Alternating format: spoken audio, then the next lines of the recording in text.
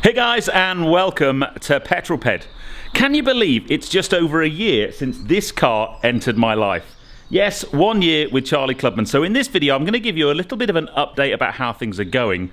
But most importantly, today is the car's first service since I bought it. So we're going to head over to Chandler's Mini Worthing.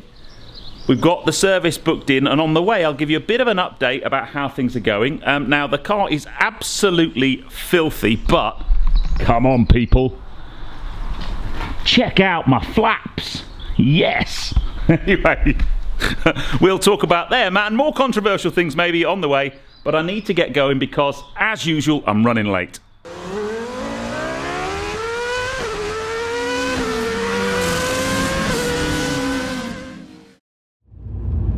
We're on our way. A couple of things.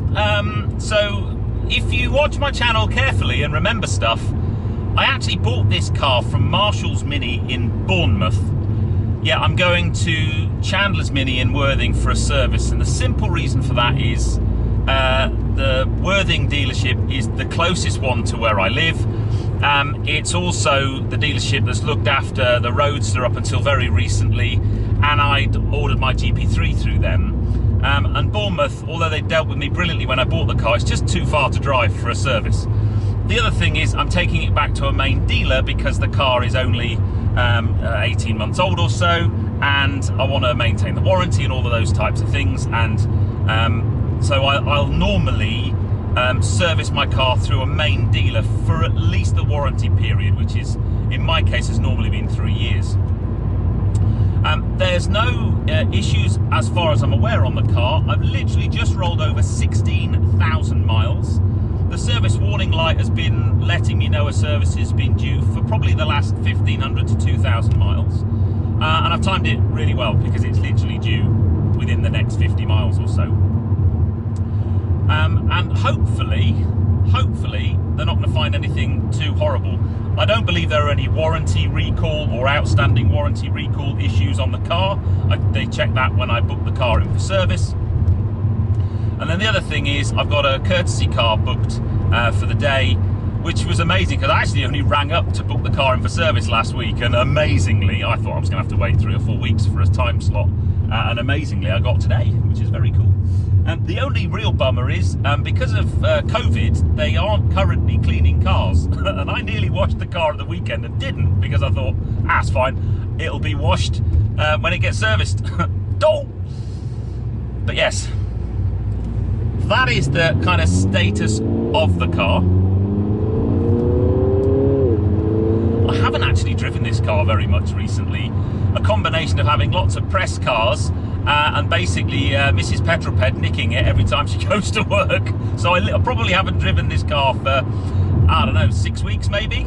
And every time I get in it, I forget just how much I enjoy driving it and how good she sounds.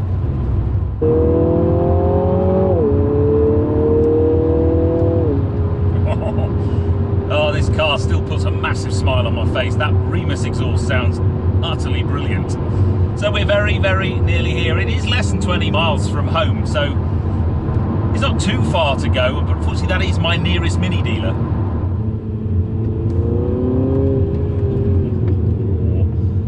Love going to the paddles, a bit of manual changing.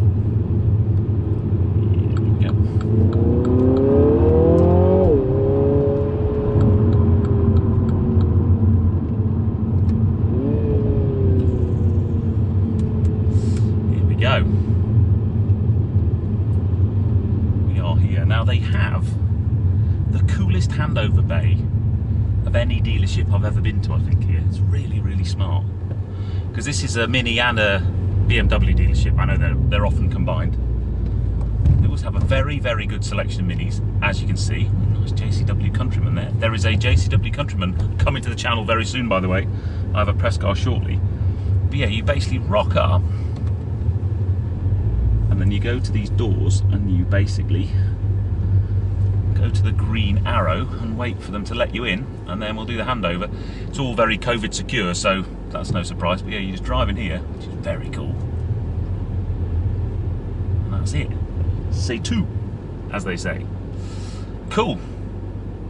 So next thing is get myself booked in. Whoa, hey now, this courtesy car's all right. So this is actually a brand new F54 Clubman Cooper with a JCW styling pack, but interestingly it's got the new electronic dash that we first saw in Electric Mini and GP3. So I'd be quite interested to read that. But I just wanted to talk to you a little bit about what's just happened, because I think it's really interesting. So the service today, I didn't have a service plan when I bought the car. And the service today I know was going to be just over £300 for what is essentially an oil change, pollen filter and a couple of other health checks. And I know that's a lot of money for an oil change, but that is, I guess, you know, that's what happens when you come to a full main dealer service. However, one of the things I was offered was to go on to a service plan, or to buy a service plan today, and I'm like, really? I'm not sure about that. But then we worked through the maths. So I bought a service plan. Now the service plan was £696, and that included a discount on today's service. So instead of £306, I think I paid £240 for today's service. And then I pay that amount of money, that's £696, less a dealer contribution, over 8 months. So I'm going to pay £50 a month for 8 months, there or thereabouts. But that includes my next service, which will be a major service next year. Now the major service on my car is about 500 quid, and it includes a brake fluid change, which is about £150. And I also get map updates on my sat nav and a couple of other things that I wouldn't have got before. So all in all, it actually was worth doing, to the tune of a good couple of hundred quid. Plus, because I'm paying for it, and this is the bit I really like, because I'm paying for it £50 a month for the next 8 months, which isn't a huge amount of money to see going out of your bank account. When I then bring the car into service for its major service next time, which is going to be 500 quid, it won't feel like I've been run over by a freight train. It will be included, and I really like that. So onwards and upwards, we're going to head home, and I am going to just have a bit of a play with this electronic dash, because I have to admit I'm not a big fan. I've driven it in the Electric Mini and I've driven it in GP3. There are bits of it I like. The main bit I don't like, and this car doesn't have a head-up display. I love the head-up display in my car, but I do quite like the analog nature of the dials in my car, and you clearly don't get that. But apart from that, the interior of this car, I mean, these seats actually, although they're a different colour, they are exactly the same style and design as mine. They're just a slightly different colourways. And everything else in here is lovely, although... Oh, that's really funny.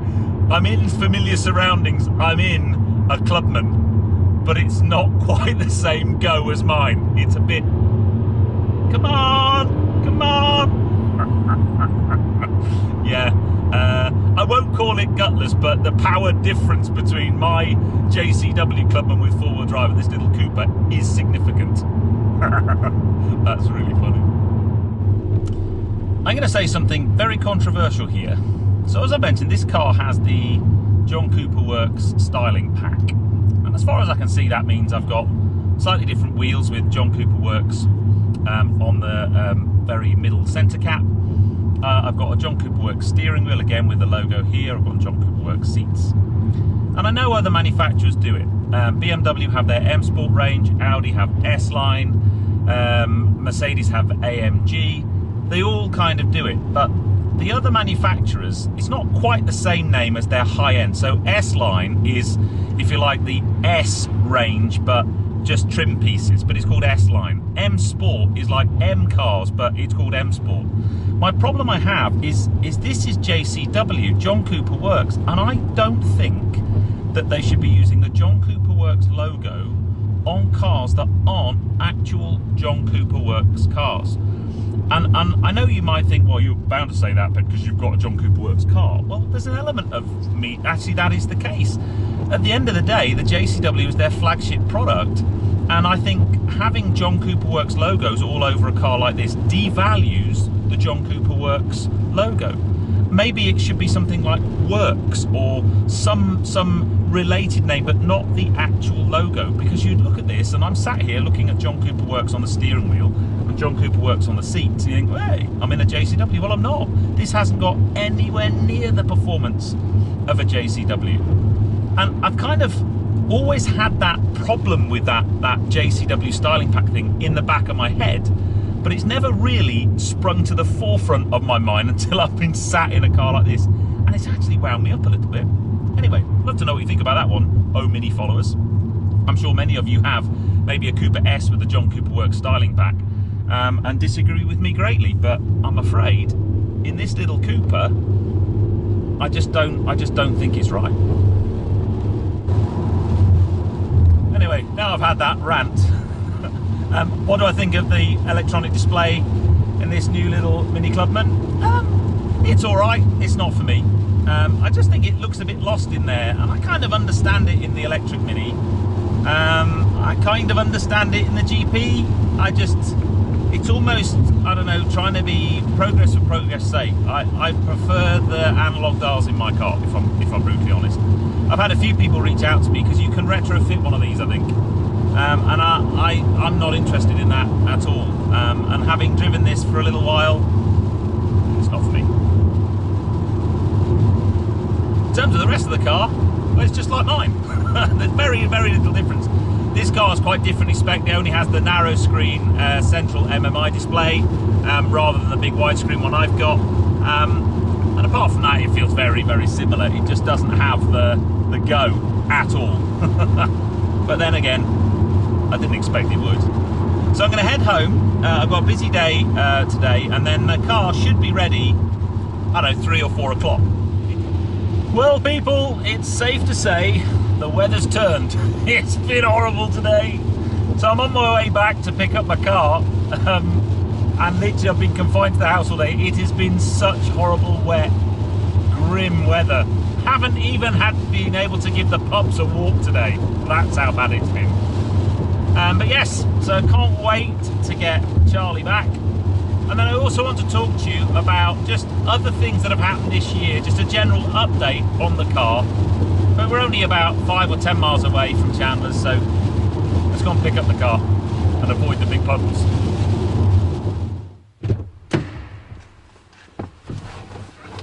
There you go. I've got to put the seat back a bit. All done. I don't think there was any major issues there, which is all good. Hold on. That sounds good. Apart from the fact I need to get some fuel. So yes, we are all good. The only advisories I had, I've got my brake pads are about 65 to 70% worn rather, which is, I guess, about right, so that's fine. I'll replace those separately, and that's it really. So yeah, pretty pleased with that. So I guess this at the end of my first year of ownership of the car, just an update in terms of what the year's been like, reliability wise, cost wise. This is my first service, so I haven't had to do anything to the car in terms of servicing this year. The only 2 things that I've had as problems, I think I've only mentioned one on the channel. I had 2 warranty claims this year. The first one was really annoying actually. The first one, oh, it does sound good, was the sunroof. So the pan roof stuck open. It was one of those real nightmares. Luckily it was a dry day. I didn't have the car. Mrs. PP had the car at the time, and it stuck open. And we got Mini roadside assistance to come out, and they managed to get it closed. Took it to the dealer, to Chandler's Worthing, and it required a couple of bits to be fixed. It was all done under warranty. It wasn't a biggie. I think a cable had come disconnected or something. And then the other one, which I have mentioned on the channel, I had a warning light come on the dash that basically said I had a transmission failure and to stop driving the car, and that actually transpired to be a wastegate actuator valve that had failed.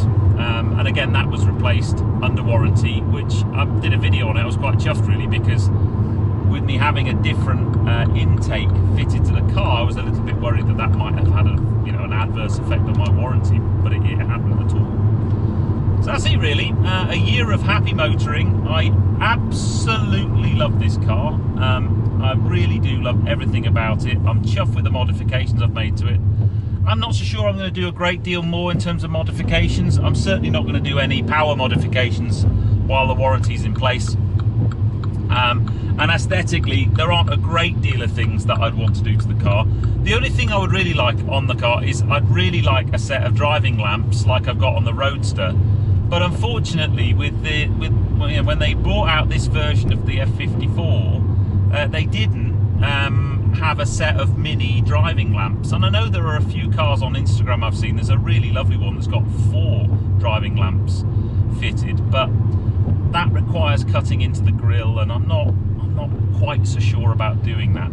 So I think for now I might leave it be for a little while. I'm going to keep the flaps are staying, people. Flapgate is going to carry on. All I will say about the flaps, by the way, is see the car. Oh my God, that's an amphibious car. What? Is see the flaps in person before you have a real go, because honestly, they look better on the car in person than they do on camera. But anyway, I'm going to head on home through this awful weather. I hope you enjoyed that one. I'm relieved that Charlie got through the first service okay. I actually quite like the new little Clubman I got to borrow.